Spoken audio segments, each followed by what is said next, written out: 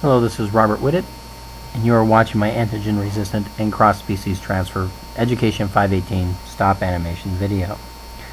So let's say we have some healthy chicken cells, as represented by these blue cubes.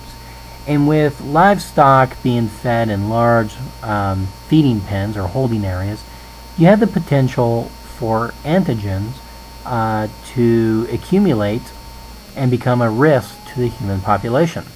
So let's say that these red cubes represent antigens, and they become introduced into a live healthy chicken.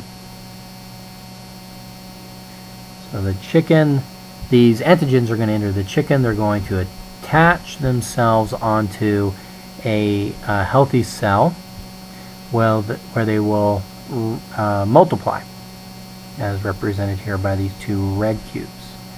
And then these two red cubes attach themselves to two more cells, attacking them and multiplying. So farmers, what they do to help keep their chickens healthy, they are going to introduce antibiotics. And these antibodies are represented in this video by these yellow cells. So farmers are going to introduce antibodies, often through feed, about 74% of the time, and they enter the chickens to attack the antigens. However, the application of antibodies is not consistent. Too often, mostly because it's due to feed, the chickens consume the antibodies through feed. We don't know which antibodies are given to which chickens and how much of that antibody is given to a particular chicken. And so what we see is that the antibodies or the antigens are still attacking the healthy cells and multiplying, but the inconsistency with antibodies is not keeping pace. Hence, that's why we went from 1 to 2 to 3 yellow cubes, the antibodies, and yet the red cubes, the antigens, are still able to multiply. So here we have antibodies attacking cells, or antigens. Alright, so how does this work? Well, an antibody, when it attacks an antigen, it attacks the cell wall and it finds a receptor to latch onto. As represented here, let's say this is a cell, an antigen cell, and it's shaped in this pyramid here, and it has a little nook for the antibody to latch onto. So that represents a receptor.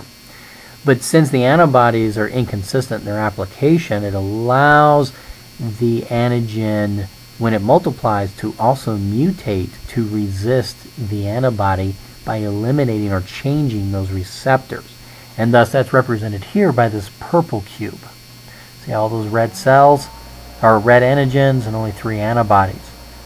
And so now the new purple cells start attacking the healthy cells and destroying them and multiplying. And when the antibodies attack, they have no place to attach, and therefore now you have an unhealthy chicken with a antigen that is resistant to antibodies. And so a human, represented by these black cells, a human consumes that chicken, and the healthy human cells now has this new antibody resistant antigen introduced into its body, and it starts attacking human cells and multiplying. Alright, so why is this a risk? Because when the human is going to introduce an antibody to resist this antigen, this antibody is already resistant to a similar form of this antigen is now resistant to a similar form of antibody. For example, at Cargill, we saw that they were using Baytril, and Baytril is similar to Cipro.